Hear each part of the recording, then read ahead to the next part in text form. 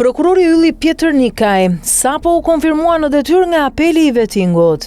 Një ndryshim kursi 180 gradë në qëndrimet e drejtuesit të SPAK-ut Altin Dumani ka ndezur alarmin për një pazar të pastër brenda strukturës më të rëndësishme të drejtësisë. Çështja lidhet me konfirmimin në detyrë të prokurorit ylli Pjetër Nikaj, i cili fillimisht ishte propozuar për shkarkim, por përfundoi larg nga vettingu pas një manovre të hapur të SPAK-ut në kolegjin e posaçëm të apelimit. Burimet shumëta brenda sistemit dhe publikimet investigative të pamfletit zbulojnë një marrëveshje të heshtur. Mbrojtja e Pjetër Nikajt në KPA u përdor si garanci për një votë vendimtare në Këshillin e Lartë të Prokurorisë në favor të kandidatit për drejtues të ri të SPAK-ut Klodian Braho.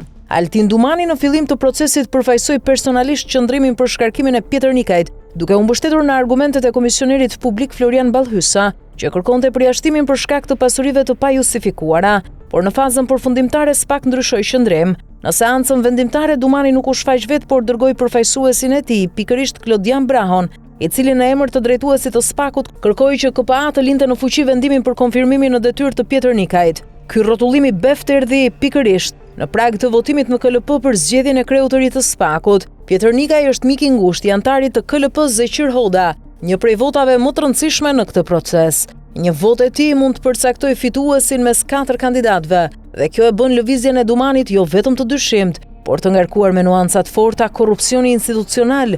Kolegji i posaçëm i apelimit e mbyll çështjen me një vendim të pazakont, duke pushuar ankimin dhe duke i dhënë Pjetër Nikajt konfirmimin përfundimtar në detyrë, pas një analizë mbi pasuritë e dyshimta të deklaruara nga ai dhe familjarët e tij. Kjo nuk është më një çështje profesionale, por politike dhe morale. A do ta mbaj fjalën Zeqir Hoda?